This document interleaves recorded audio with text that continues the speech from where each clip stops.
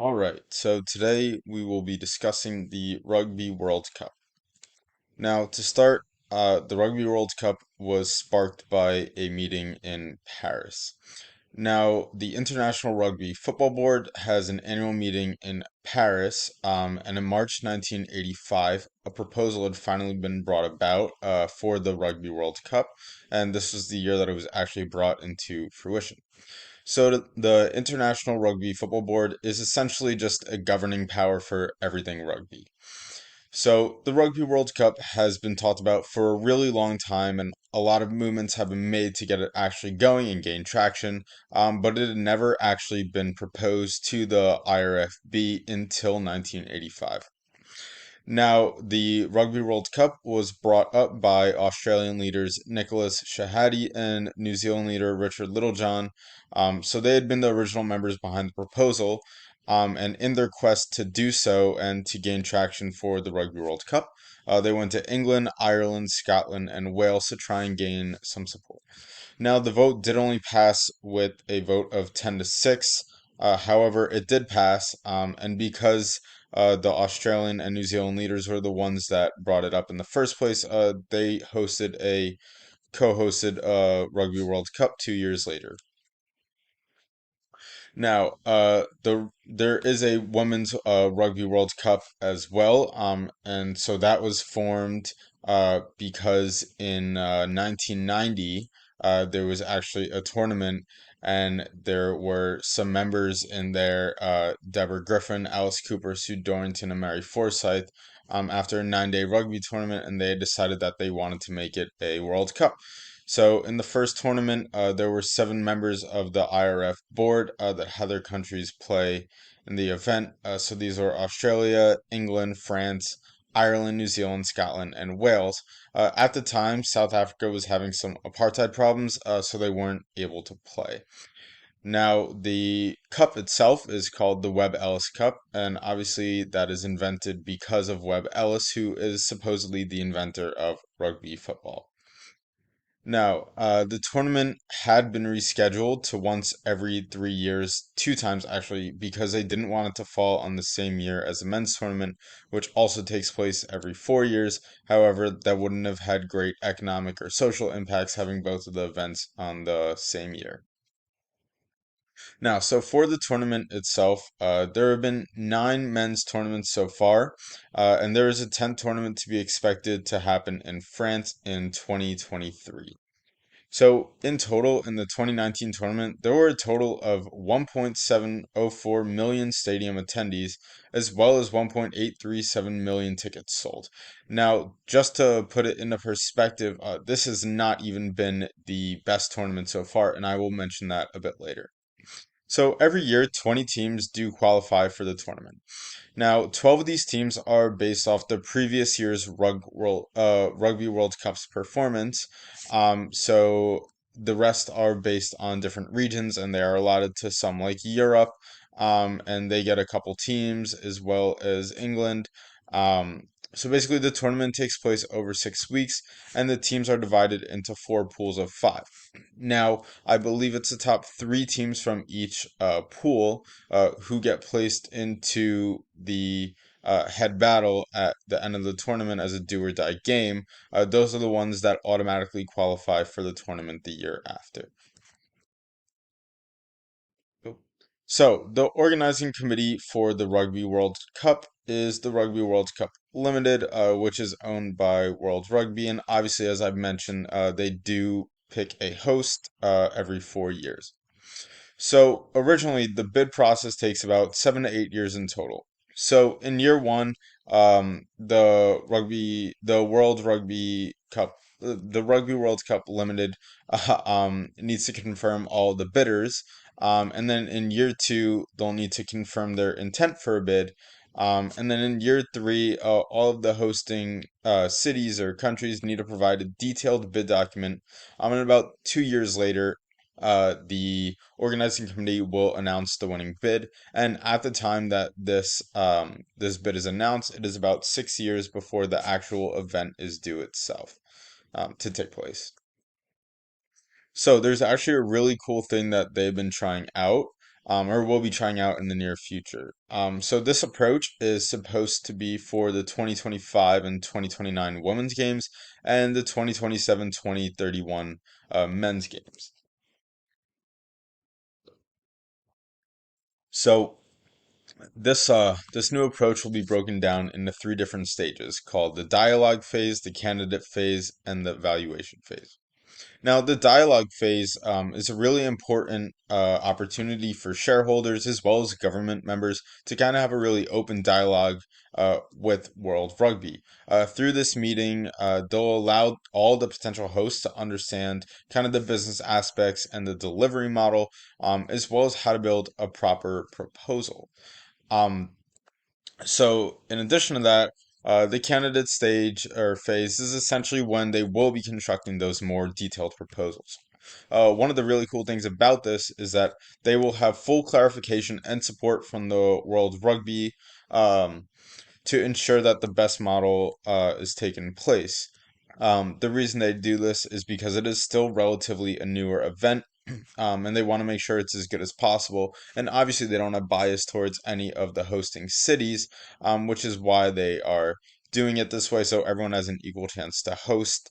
Um, so during the evaluation phase, so the World Rugby Cup will evaluate the bids based on different key criteria, which has been determined and examined by industry experts. So this is, as I mentioned, an extensive plan for the next 10 years, and if it works, they'd like to make it an integral part of the future, and hopefully it'll expedite some of the process and the materials and documents that all of the hosting cities need to submit. So, for the host requirements, they do provide or they do require that the hosting city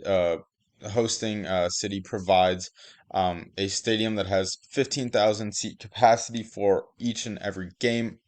And for the final game, they do need to have a stadium that has a 60,000 person capacity.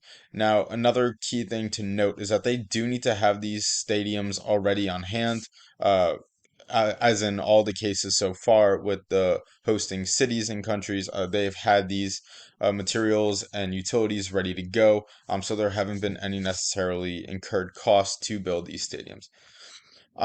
So kind of in controversy to before with everyone having an even playing field, the World Rugby Committee also looks for regions that are going to generate a ton of revenue, or ones that will help spread the reach of rugby to other communities.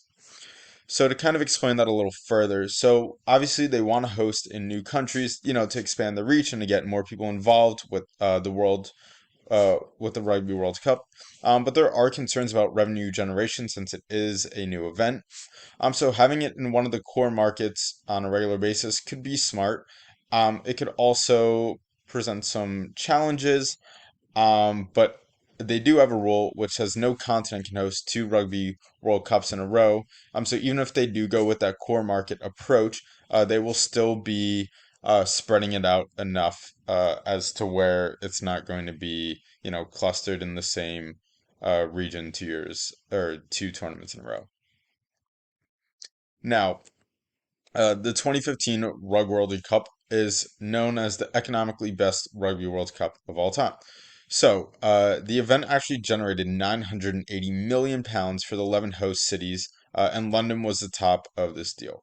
Um, what else is really cool about it was that other small host cities like that weren't London also benefited from this tournament, and they were able to gain somewhere between 12 and 30 million dollars to their local economies based on how many games that they did host.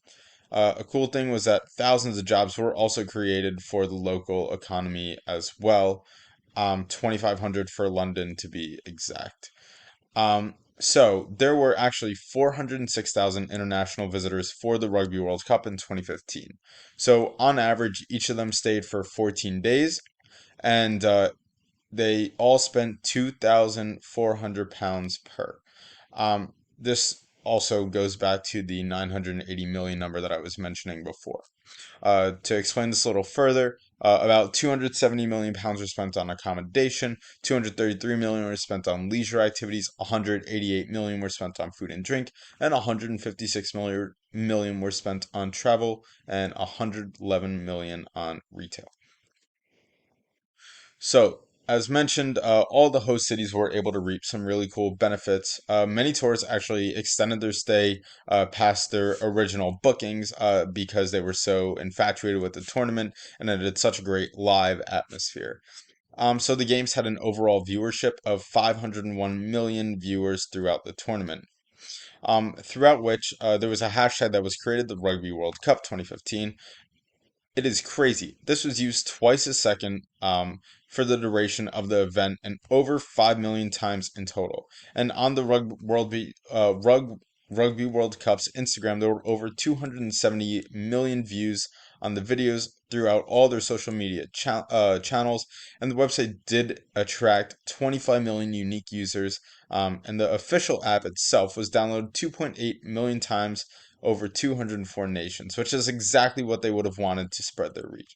Overall, there were a lot of benefits socially. Now, with the influx of tourists and viewership, this number is only going to continue to grow due to the success of the tournament and how many nations this reached, and as well as the viewership, since it was such a crazy number. Um, I expect London to have a massive impact in the future because many people are going to want to come back and visit. So, for my recommendations, I mean, as I've just shown, there have been so many really cool things that have taken place because of this tournament in London. They reaped a ton of benefits, which is why I don't necessarily know if they need to improve. But I do think there are some cool ideas that basically any tournament or any hosting city could do in the future. So, as I said, with the influx of so many international tourists, one cool thing that I thought of would have been to do some sort of parade at the beginning for all the teams. So this parade could have, a big alleyway and maybe one of the main cities in town. And they could have gotten a couple members from every team to join on a float, and then all the international people could purchase discounted tickets. And I think that could have been a really cool experience to kind of introduce them to London or whichever host city it is. And I think that creates such a really cool experience. Um, Another sort of thing I had in that same direction would be to get a special package if you are an international coming into London and you sign up through maybe a specific website or something. You could basically get some sort of rugby memorabilia specific to London exactly, and you could pick it up at any of the hosting cities at one of the stadiums, and they'd all kind of have it. And this doesn't have to be an expensive thing, just something to kind of show the internationals that they cared, and that might help their chances of coming back in the future. One of my last ideas would be to get in contract with some of the big sports networks for a primetime game. So obviously, like I was thinking more of like a Super Bowl type activity, where they get people, companies, sponsors to pay for these ads. Obviously they're not going to pay millions of dollars per second of airtime, but with the 501 million viewership total, I definitely think if this event was broadcasted correctly, that it could create a really massive atmosphere and it could create some really good revenue as well as impressions for these companies. Um, Overall, having this tied to London or Europe, just as like the Super Bowl, people are going to want to come back to there and visit it and check out, different game highlights and such. And in general, I think that's a really cool thing to help promote London in and of itself. And I think in the future, this would help people want to travel there more. Thank you, and that's all I have for the Rugby World Cup.